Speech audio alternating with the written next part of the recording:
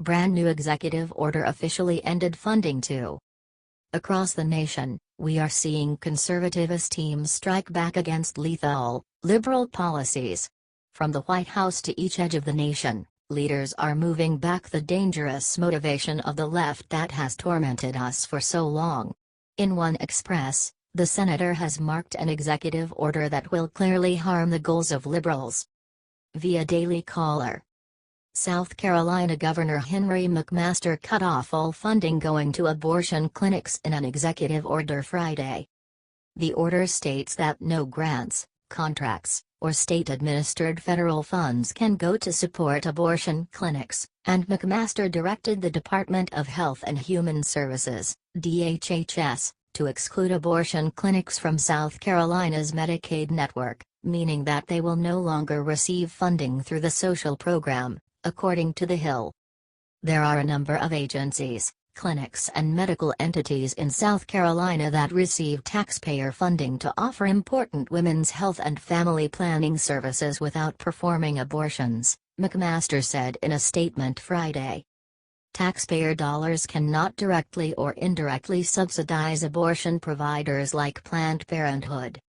The government should not support abortions, said local pro-life activist Cheryl Freiberger in support of McMaster's order, according to the Post and Courier. We want abortion to be unthinkable. This is a big win for pro-life supporters in South Carolina. For a long time, the Americans had to suffer the injustice of seeing their hard-earned tax dollars go to fund abortions. This executive order will put a stop to it, ensuring that pro-life citizens are not helping an abominable practice. Be that as it may, don't anticipate that the abortionists will accept this without a fight. As of now, advocates inside Planned Parenthood decried the order, guaranteeing its association gives a wide range of healthcare services. Without a doubt, if that signifies just abortions. Planned Parenthood is routinely gotten out for its fraud and contemptibility. They don't give an assortment of health services for ladies, just tasks identified with and supporting abortions. Rather than supporting this butcher shop of a group, tax dollars ought to be going to genuine health facilities that give services to all residents. They ought to be financing groups that save lives, not take them. We should trust that will be the situation. What do you think about this? Do not hesitate and write your thoughts in the comment section below. Thank you for reading. HT The Daily Caller.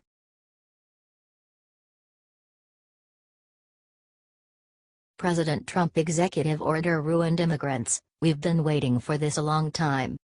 Not long after being sworn into office, President Donald Trump signed an executive order that called for extreme vetting to help get rid of potential terrorists that were hoping to go to the United States.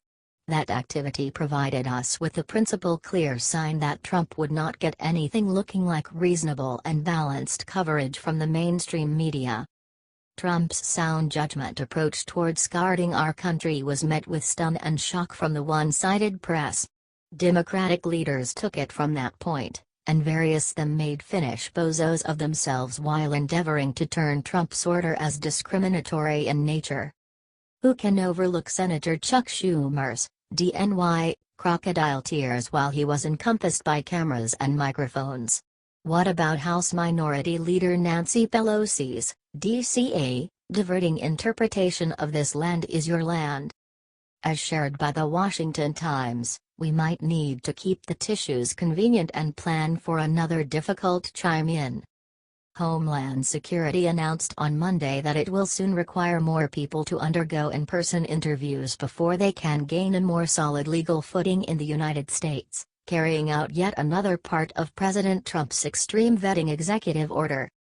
While the so-called travel ban on 6 Muslim-majority countries has garnered most of the attention, it was just a temporary measure designed to give the government the space to tighten its regular checks so that it could be more adept at denying potential entry terrorists. U.S. Citizenship and Immigration Services announced one of those new policies Monday, saying it wants more people to face face-to-face interviews before they give permanent status in the country.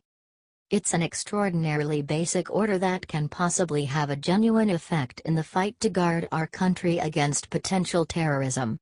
Who wouldn't need that? You can only vet people if you have information, and one of the best ways to get information is to talk to people and then compare that info to objective info you get from other places, he said. If you do not have these interviews, you are missing a fundamental step in the vetting process.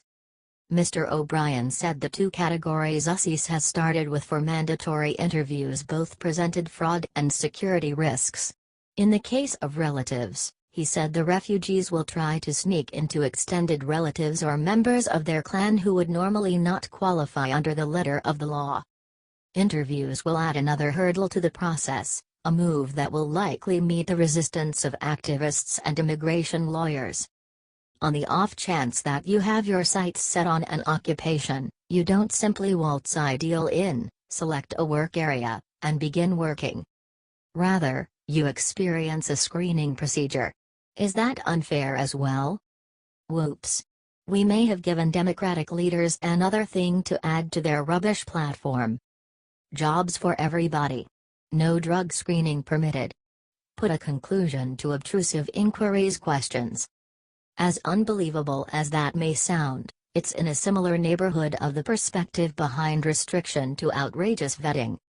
We can't envision why Democrats experience serious difficulties offering their agenda. What do you think about this? Do not hesitate and write your thoughts in the comment section below. Thank you for reading. HT Patria Journal.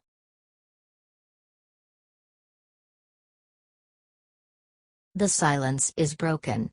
Chuck Schumer drops shocking announcement about government shutdown. Chuck Schumer is not really a prominent figure nowadays. As one of only a couple of Democrats left in D.C., he speaks to everything amiss with the government. As a central obstructionist, he is attempting to prevent the president's intents to make America great again. His current proclamations demonstrate exactly how stubborn and out of touch he is. What's more, how effectively spooked he can get.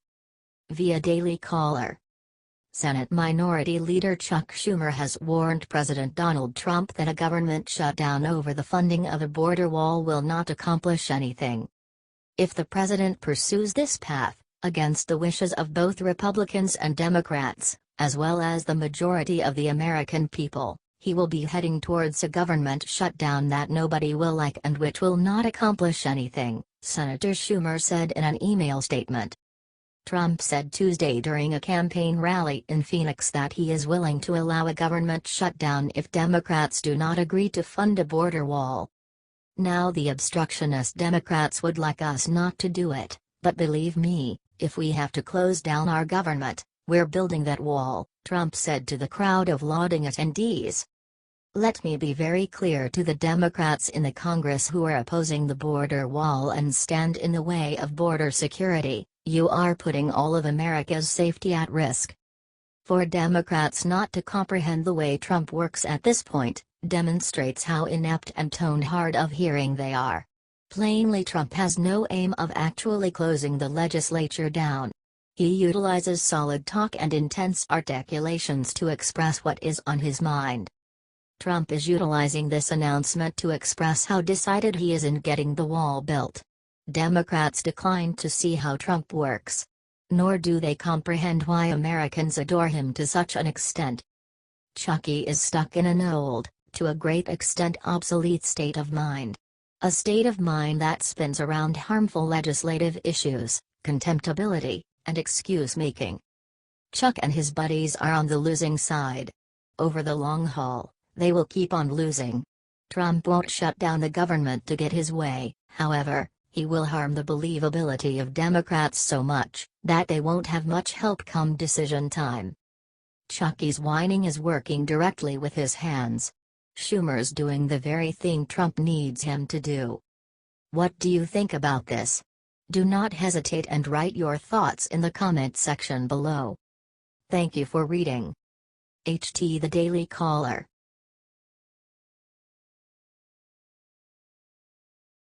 The silence is broken.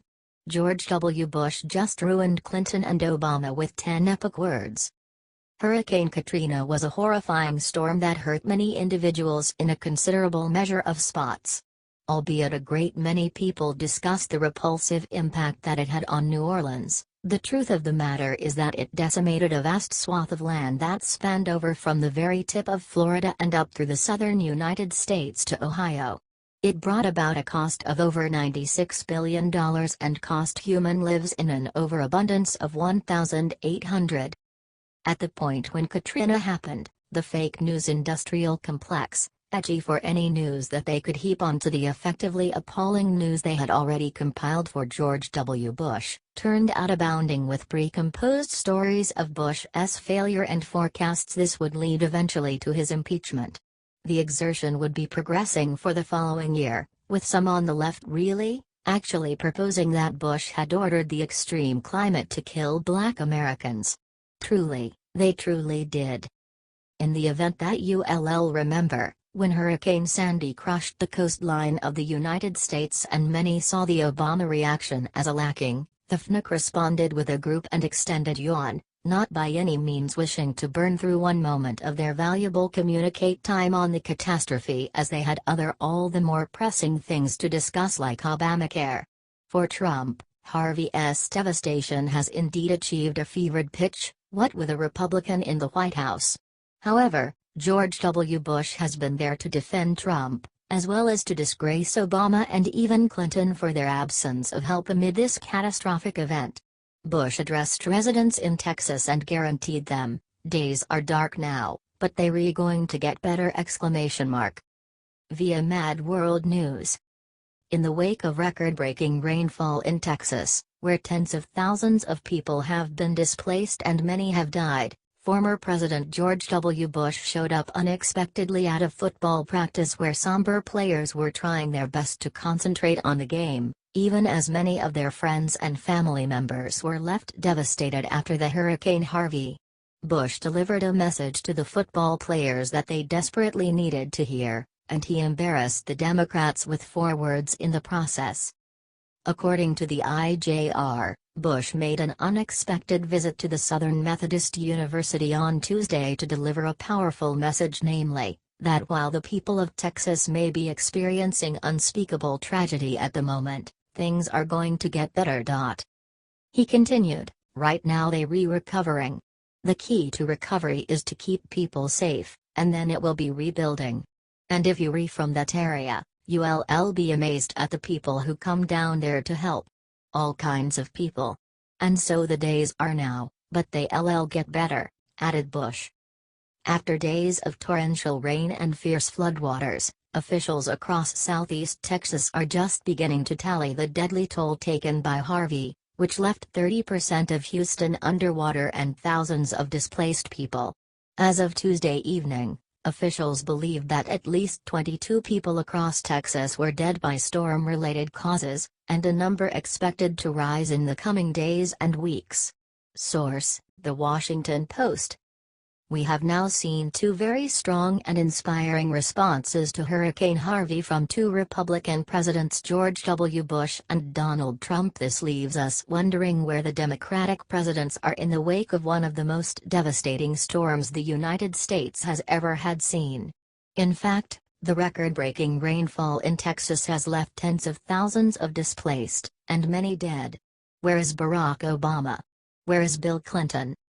While it's encouraging to see this kind of reaction from the previous president, it is not uncommon to hear the sound of crickets from the left when it comes to this storm. Sadly, with regards to the press, who have lost their journalistic souls to the predations of regressivism, this current storm's frightful impacts just fill in as a reason for their further assaults on the Trump administration. Facts are condemned.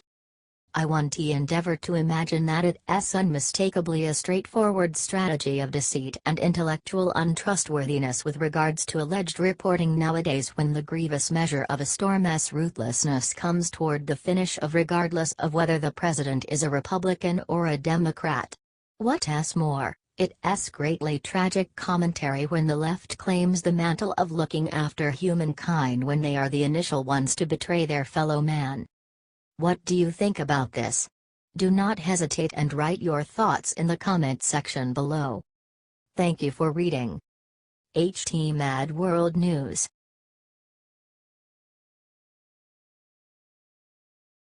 Top Michelle Crony bites the dust. Colossal embezzlement scandal just explodes. Recall how Michelle Obama had intended to change public education with her school lunch program? In the same way as other thoughts brought forth in Washington, it didn't function admirably by any means. Truth be told, the thing was a calamity, as it gave the idea that the guideline result was sustenance being tossed in the waste by understudies who hated the menu. It takes an extraordinary kind of speculation to reason that something like making out a menu for school snacks needs the intercession of Washington. What a slap in the face to neighborhood school directors to propose they can't make sense of how to sustain the children without assistance from Mrs. Obama and the specialists she blessed to go up against this venture. The way that the program was a disappointment has now been intensified by the way that David Binkle, the expert chef Mrs. Obama called to help outline her school lunch program, has now been accused of embezzlement and misappropriation of funds. The claims are that he submitted these offenses in the very school region where he worked while working on the very projects he composed. The LA Times reports that for years, David Binkle was hailed as a pioneer among school nutrition advocates for accomplishing a near Herculean task using produce and meats provided by local growers to greatly reduce the number of fatty meals served in the nation's second-largest school district. So Mrs. Obama called on Binkle to help her create her now-defunct school lunch program. The initiatives won the district numerous awards, drew praise from then First Lady Michelle Obama as she led a national push to combat childhood obesity, and earned Binkle appearances on TEDx Talks. Things being what they are, Mr. Binkle was cooking something other than the sustenance. It would appear that he was cooking the books, as well. But as he was revolutionizing meals for district students, prosecutors allege, Binkle illegally drowned roughly $65,000 of district's money into a private consulting firm he ran, then put some of that money into his own pocket. The 55-year-old appeared in court on Tuesday and pleaded not guilty to 15 felony counts including embezzlement and misappropriation of public funds. He posted a $220,000 bail and is scheduled to return to court in October. According to court documents, Binkle repeatedly misappropriated district funds in amounts ranging from $5,000 to $15,000 between 2010 and 2014. Prosecutors also claim that he falsified a claim to become a vendor with the district and failed to disclose outside financial interests. You need to ponder what might have a man who is as of now making around $150,000 a year to pull a trick this way. Sheer veracity and a misguided feeling of resistance, maybe. In any occasion, this is only one all the more humiliating point of interest that joins to Michelle's fizzled school lunch program. Presumably, Michelle won to be remarking on this. On the off chance that compelled to, she would most likely fall back on the Democrats' standard clarification for their disappointments, it's President Trump's blame. Or, then again, if that doesn't work, the Russians did it. What do you think about this? Do not hesitate and write your thoughts in the comment section below. Thank you for reading.